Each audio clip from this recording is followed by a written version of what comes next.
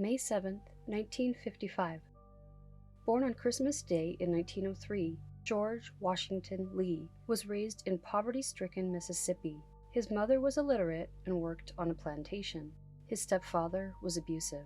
Life for George and so many others was a struggle. His mother died when he was young, and little George went to live with her sister. Through focus, perseverance, and perhaps stubborn will, he graduated from high school. The best statistics I could find show that only around 5% of black high school students made it to graduation in 1920, the year I estimate he would have graduated. Life was difficult and complex, but the path George was on revealed his inherent determination. When the Great Depression hit the nation, poverty for Mississippians worsened. Most black families in the state lived in Belzoni, a town in the Mississippi Delta, and most of them did back-breaking farm work, living in destitution. Desperation intensified. It was during this time that George was offered a position as a preacher in Belzoni. He was a natural leader, and George did not squander any opportunities to teach, serve, and grow. He always held improvement, both of himself and his community, in the highest regard. Soon he was serving as a pastor at 4 churches, and Reverend George Lee was greatly admired. He formed relationships with local black businesses and leaders in the community and used his drive to open his own grocery store. When Reverend Lee married, he and his wife, Rosebud, set up a printing business in a back room of their home. Not only did he feel strongly about building up his community through his personal service and businesses, the Reverend used his resources to assist in his most pressing crusade, civil rights. He knew that giving his community the ability to change their circumstances, starting with the right to vote, would improve their lives and their souls. With so much desperation and angst, it was time to work together to have their voices be heard. In 1953, Reverend Lee and a fellow black grocer co-founded a local branch of the NAACP. They worked together to engage with and encourage registration of black voters. The Reverend had been one of the first black Americans to register to vote in Humphreys County, Mississippi, since the Reconstruction era after the Civil War.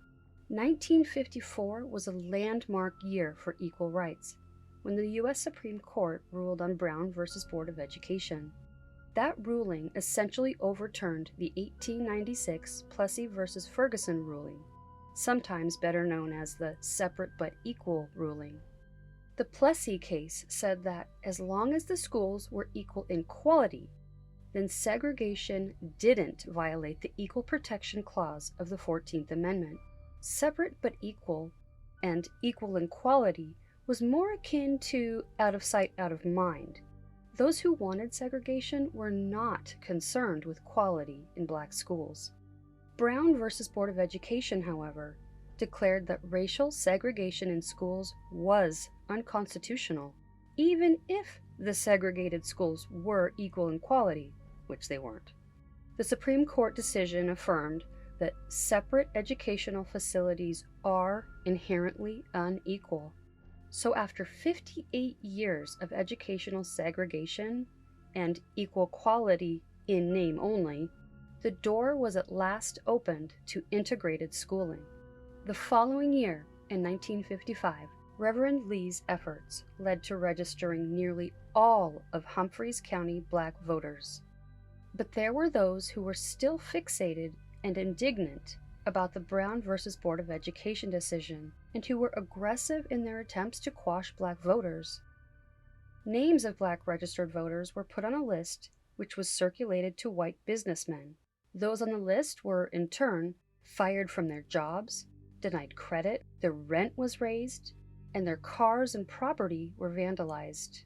Officials offered the Reverend protection if he stopped his efforts to register black voters.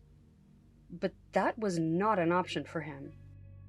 In April 1955, Reverend Lee spoke at the annual meeting of the Regional Council of Negro Leadership, of which he was a vice president. A crowd of more than 7,000 gathered to listen to him. He notably said, "Pray not for your mom and pop. They've gone to heaven. Pray you can make it through this hell." Early in May, The Reverend received a threatening letter demanding that he remove himself from the voting rolls. He refused. May 7, 1955. The day before Mother's Day, Reverend Lee was driving home when another car pulled up next to him. 3 shots were fired at him, shattering his jaw and causing him to drive off the road and crash into a home. He was able to stumble out of the car toward 2 cab drivers who took him to the hospital, but he did not survive the ride. The sheriff said that what occurred was a traffic accident, and that the buckshot pellets found in the Reverend's face were fractured dental fillings caused in the crash. That did not go over well. The Attorney General ordered the Justice Department to investigate. One of the people sent to scrutinize the supposed accident was Medgar Evers, who was also tragically murdered in 1963 in front of his own home. There was no question, Reverend Lee's death was not an accident. His face wasn't shattered by exploding teeth in a car crash. The death of Reverend George Washington Lee brought national attention to the violence surrounding voting and civil rights. His widow Rosebud chose to have an open casket during his funeral service.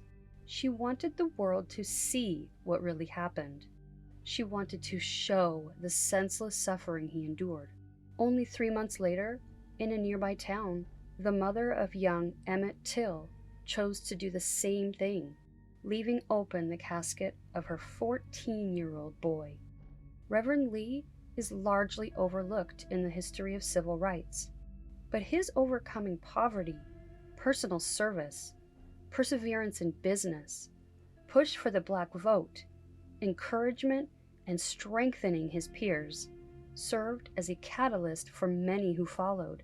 No one was ever charged with his assassination.